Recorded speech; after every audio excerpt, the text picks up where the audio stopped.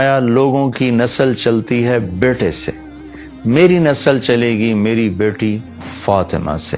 اور آپ نے ارشاد فرمایا کہ سیدہ شباب اہل الجنت الحسن والحسین، جنت کے نوجوانوں کے سردار ہیں حسن اور حسین۔ اور آپ نے فرمایا علی مجھ سے ہے، میں علی سے ہوں۔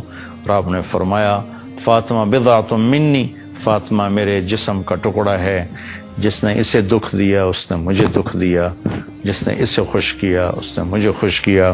تو فرمایا فاطمہ تو اور میں، یہ دونوں یعنی حسن حسین اور یہ جو سویا ہوا ہے، ہم قیامت کے دن پانچوں اکٹھے ہوں گے۔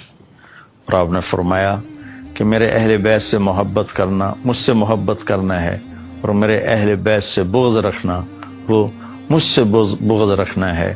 اور آپ نے فرمایا قیامت کے دن سارے رشتے ٹوٹ جائیں گے، لیکن میرا رشتہ میرے خاندان کے ساتھ باقی رہے گا اور میں ان کی سفارش ضرور کروں گا۔ اور آپ نے فرمایا کہ میرے اہل بیت کے بارے میں میرا خیال رکھنا، میرے اہل بیت کے بارے میں میرا خیال رکھنا۔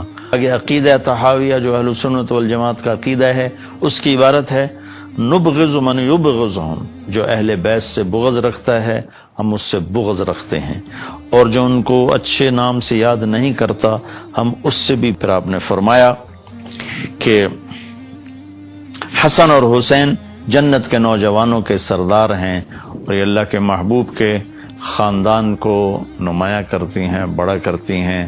اور آپ نے فرمایا یا اللہ میں حسن حسین سے پیار کرتا ہوں، تو بھی ان سے پیار فرما، اور یا اللہ جو ان سے پیار کریں ان سے بھی پیار فرما، اور جو ان سے بغض رکھیں ان سے بغض رکھ، جو ان سے پیار کریں ان سے پیار کر۔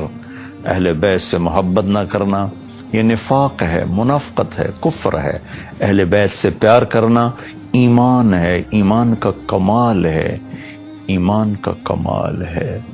جس گھر میں اللہ نے اپنے حبیب کو پیدا کیا، جس نبی کی گود میں ان کی اولاد پروان چڑھی، اگر ہم ان سے بغض رکھیں گے تو ہمارا ایمان کہاں چلا گیا؟ نہ ایمان ہے نہ ایمان رہے گا۔ ان کی محبت ہی اصل ایمان ہے، ان کی محبت ہی اصل ایمان ہے۔ ایک روایت یاد ہے کہ میرے نبی نے فرمایا جس نے میری اولاد میں سے کسی کے ساتھ اچھا سلوک کیا اور میری اولاد کا کوئی فرد اس احسان کا بدلہ نہ دے سکا، غربت کی وجہ سے یا کسی اور وجہ سے، تو قیامت کے دن میں اس کی طرف سے اپنے اس امتی کو اس احسان کا بدلہ دوں گا جو میری اولاد میں نہ دے سکا۔ اس پر میں ایک واقعہ سنا دیتا ہوں۔ یہ ابن جوزی رحمۃ اللہ علیہ جیسے محدث نے اس واقعے کو نقل کیا ہے اپنی کتاب البر والصلہ میں، کہ ہرات میں ایک سادات فیملی تھی۔ وہ خاتون جوانی میں بیوہ ہو گئیں، بچیاں تھیں، تنگ دستی آئی تو انہوں نے سمرقند کی طرف ہجرت فرما لی، رزق کی معاش کی تلاش میں۔ وہاں پہنچی تو پوچھا کوئی یہاں سردار، کوئی سخی، چونکہ نووارد تھیں تو لوگوں نے بتایا کہ ایک تو یہاں مسلمان بڑا سردار ہے اور پورے علاقے کا رئیس ہے، اور ایک یہاں آگ کا پجاری آتش پرست ہے، وہ بھی بڑا رئیس، بڑا سخی مالدار ہے۔ تو انہوں نے سوچا کہ میں غیر مسلم کے پاس کیوں جاؤں۔ وہ مسلمان کے پاس گئیں اور اس سے فرمایا کہ میں آل رسول ہوں، پردیسن ہوں، میری بچیاں ہیں، مجھے ٹھکانہ بھی چاہیے، کھانا بھی چاہیے۔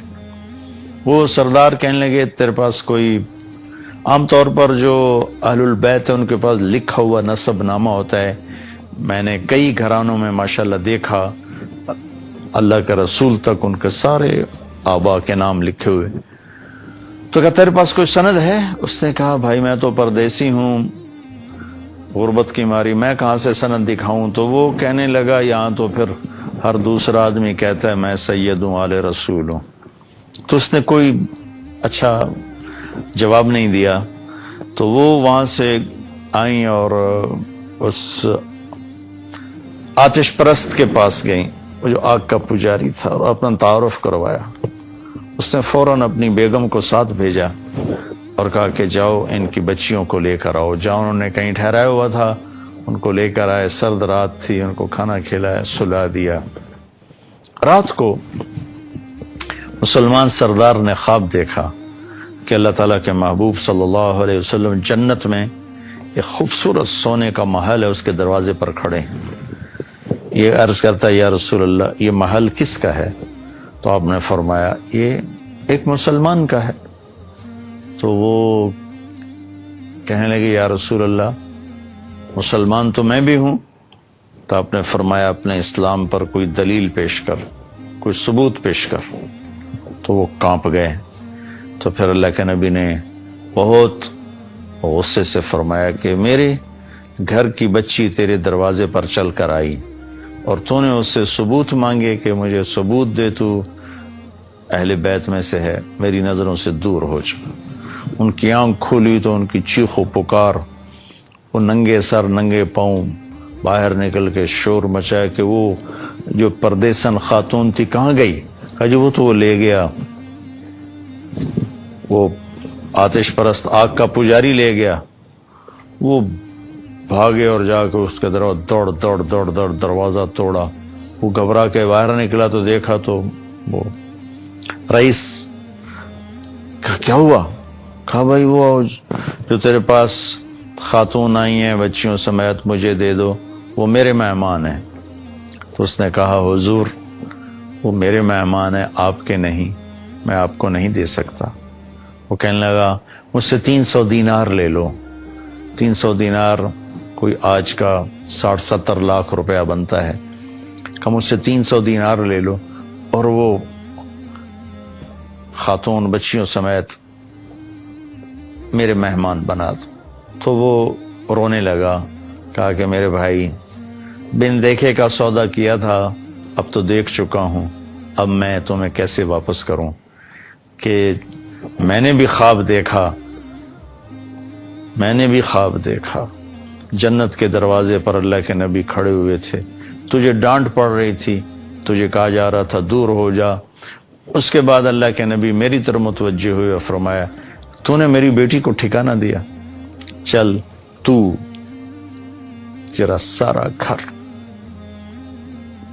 سب بخشے گئے، سب کے لیے جنت کا اللہ نے فیصلہ کر دیا۔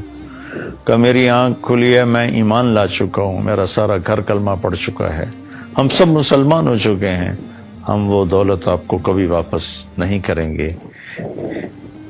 یہ اہل البیت ہیں، اور یہ کوئی 300-400 سال کے بعد کی نسل ہے، تو حسن حسین کا کیا مقام ہوگا، زین العابدین کا کیا مقام ہوگا، زینب کا کیا مقام ہوگا، فاطمہ کا کیا مقام ہوگا، علی کا کیا مقام ہوگا، عباس کا، جعفر کا، عقیل کا۔ آل و رسول ہیں، حضرت عباس کی اولاد، حضرت علی کی اولاد، حضرت عقیل کی اولاد اور حضرت جعفر کی اولاد۔ ان 4 حضرات کی اولاد کو آل رسول کہا جاتا ہے، اور پھر اس میں سب سے عالی شان ہیں جن کا سلسلہ حضرت حسن حسین یعنی حضرت فاطمہ سے چلا۔ حضرت علی رضی اللہ تعالیٰ عنہ کے حضرت فاطمہ کے بعد آپ نے 7 شادیاں اور کی، ان سے بھی آپ کی اولاد ہے، وہ بھی اہل البیت ہیں، چونکہ حضرت علی کی اولاد ہیں، ان پہ بھی صدقہ حرام ہے۔ لیکن جو مقام حسن حسین کو حاصل ہے جناب فاطمہ رضی اللہ تعالیٰ عنہ اور جناب رسول اللہ صلی اللہ تعالی وسلم کی نسبت، وہ اور کسی کو حاصل